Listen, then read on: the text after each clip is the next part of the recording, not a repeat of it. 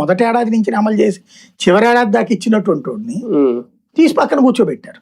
అట్లాగే నాడు నేడు కింద స్కూళ్ళు బాగు చేసి, హాస్పిటల్ కొత్తగా కట్టించి, 108 కొత్తగా భారీగా తీసుకొచ్చి, 104 తీసుకొచ్చి ఇంటింటికి వెళ్ళి వైద్యం చేయించి, వాళ్ళకి రెగ్యులర్ గా ఫాలో అప్ చేసే పని వాలంటీర్లకు పెట్టి, ఆ మద్యం దుకాణాల్లో ఈ రాత్రి పగలు తాగి తందనాలు ఆడకుండా ఒక సిస్టమ్ పెట్టి వ్యవస్థలన్నీ గాడిని పెట్టినోడే తీసుకెళ్లి ఇంట్లో కూర్చోబెట్టారు.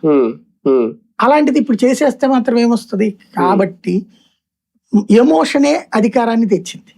తెలుగుదేశానికి అధికారం చంద్రబాబు జగన్ పాలనని చూసి కాదు వచ్చింది, జగన్ పాలన దుర్మార్గం అన్న వీళ్ళ ప్రచారానికి స్పందించి వచ్చింది.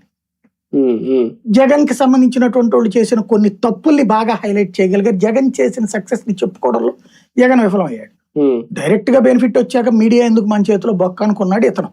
ఎందుకంటే ఒక మీడియా అధినేత కాబట్టి. మీడియా లేకపోతే మనం నాశనం అయిపోతాం, మీడియాతో మనం ఎలా మేనేజ్ చేయాలో మనకు తెలుసు అన్నది వీళ్ళ లెక్క.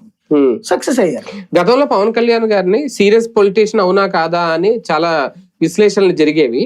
ఇప్పుడు డిప్యూటీ సీఎం గా సీరియస్ ఉప ముఖ్యమంత్రి అని ఏమైనా అనిపించుకోవాలనుకుంటున్నారా?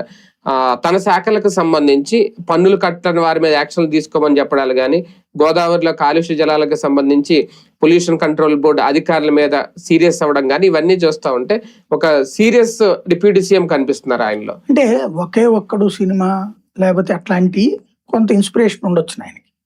ప్రాక్టికల్ గా అమలు